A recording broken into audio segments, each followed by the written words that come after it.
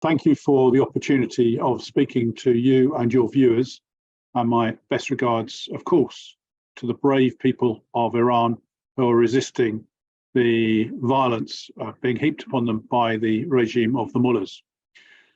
We held the debate on the 12th of January, which was a timely debate because obviously at the time, when we asked for the debate, this was the start of the pressure in Iran. I'd asked two urgent questions and there'd been a further question on the floor of the House in the run-up to the Christmas recess in relation to the violence particularly against women on the streets of Iran, and the fact of the oppression that was still being heaped on the people of Iran, and them having the opportunity to protest. So the first issue for us was the position of the demonstrators, who, of course, the details we understand that more than 70,000 people have been arrested, more than 700 people have been killed on the streets, and that a large number were facing the death penalty for the crime of protesting against the regime.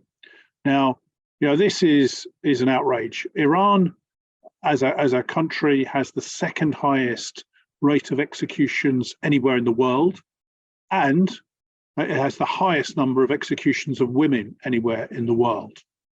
Now, whatever people's views on the death penalty, the fact is that people are suffering the death penalty for the crime of protesting, and that cannot be a crime in any sense of the word. So from that perspective, it is quite clear that the regime is using the death penalty as a means of enforcing its rule of law over the people of Iran, and trying to shore up the desperate attempt by the mullahs to keep control of their country. So that was obviously our second element. The third element, in particular, in relation to the Iranian Revolutionary Guard Corps, is that they are the arm of the state. They are the people that are enforcing these crimes, these war crimes, crimes against humanity, against the people of Iran. And not only are they doing so within Iran, but of course, they are promoting terrorism around the world and across the West. So, for example, they finance and run Hezbollah, who have been doing so much destabilization in Lebanon. They finance and run Hamas, who cause so much damage to the state of Israel. And the reality is, of course, they have financed the Houthis in Yemen. So from their perspective, they are literally running these proxy wars across the Middle East and aiming to destabilize the Middle East and the governments. And the final straw for us, of course, was that back in 2018, when the NCRI were having their annual conference, many of us, including myself and others, traveled to Paris for that conference with Mariam Mujahedin and many others from the NCRI. People from across the world came to that conference. And of course, there was a terrorist plot to try and bomb that particular conference. We do know that now, of course, that it was an Iranian diplomat who smuggled the bomb in a diplomatic bag into Belgium, and he was only caught passing that bomb over to the two terrorists who would then take the bomb across the border and plant it in Paris, thanks to the Belgian authorities. He is now in prison, quite rightly, and it demonstrates that you cannot trust the diplomats from Iran. You cannot trust the IRGC. They are a force for evil and therefore should be proscribed, and very importantly, all of their assets seized and used for the benefit of the people of Iran. I think the future of Iran is, of course, one where we are reaching a tipping point. I don't believe that we're at the tipping point of a revolution at this moment, is my personal view.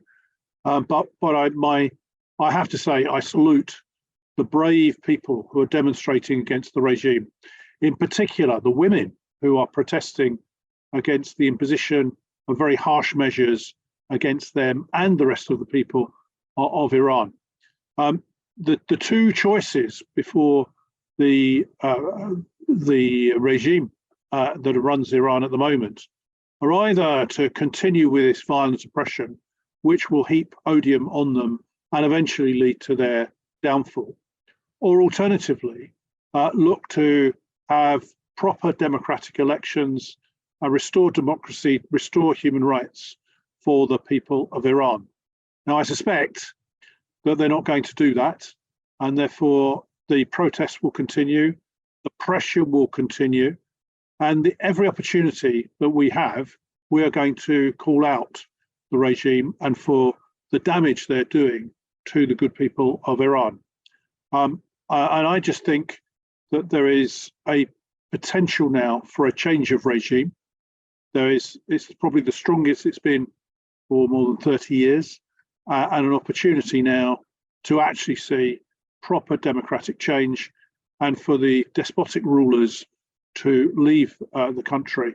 I think what we also need to do across our United Nations allies is sanction the Supreme Leader and the President and Prime Minister and all of the major officials, not just sanctioning a few people, but sanctioning the serious people that have committed crimes against humanity, and they should face justice by appearing before the human rights courts.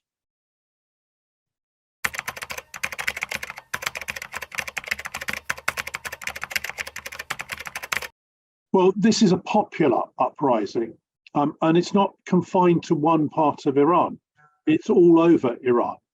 And it's spontaneous because of the murder of a young girl in captivity by the so-called morality police, which are just an arm of the IRGC. And what this has done has sparked, in particular, young women to protest and lead the protests on the streets. This is a different sort of scenario to the ones we've previously seen, which you could put down, oh, that's the opposition. They would do this, wouldn't they? This is a spontaneous uprising by the people of Iran saying enough is enough.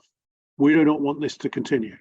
Now, I'm absolutely certain sure that the NCRI and PMOI, as the natural opposition to the regime and the most organized people, will assist and help with making sure that the protests are organized and continue. But you can't dismiss this as saying, oh, well, it's just the NCRI. They would naturally do this. What we're looking at here is the spontaneous uprising, as I say, of the Iranian people and the demand for change. And we should recognize that demand for change and indeed endorse it.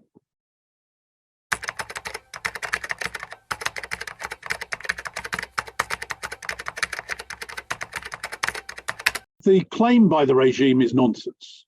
The reality is that people are literally putting their lives on the line in these protests on the streets. And of course, as we know, several hundred have been killed.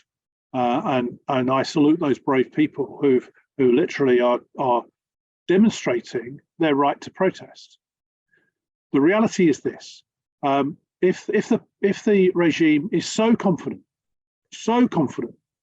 that the PMOI and the NCRI have no legitimate base and base of support, then let's have free and fair, open elections in Iran with the people having the right to choose who they wish.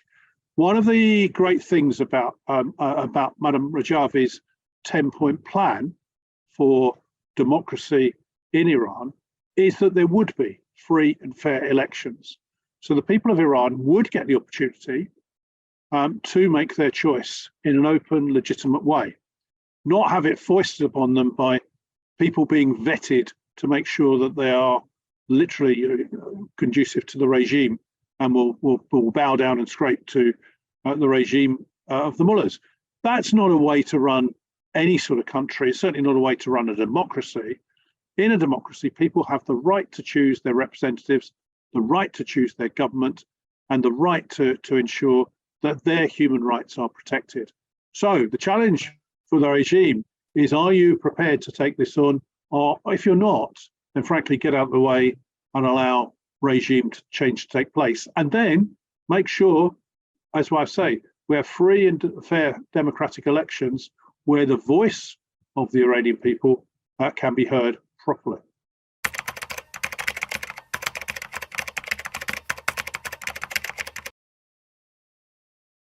I've supported the NCRI and PMI for, as you say, for a very long time indeed.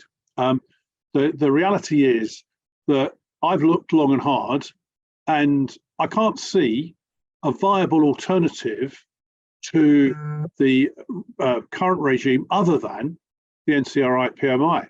Now, I'm sure everyone would understand that not every single person is going to support the NCRI or PMI. That's what happens in a democracy.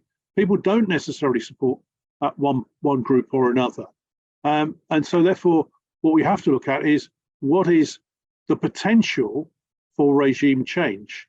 And my view is, and it's been for a long time, that Madame Mujahedin has got the opportunity with her 10-point plan, the support of the PMI, the support of the NCRI, and I think a broad range of people within Iran to actively take over as an alternative straight away. Now, that doesn't mean to say that the people of Iran would elect her in an election. That's a matter for them. I mean, all I would seek to do is to ensure that proper opportunities arise so that actually can be tested at the ballot box and the people of Iran can make a choice. So for me, it's about looking around and saying, well, who is there that could actually take this task on? And I think the NCRI PMI are the one organized group that could actually legitimately take on the leadership of Iran at these terrible times. And then, as I say, put their powers to the test and make sure that people get a proper democratic vote.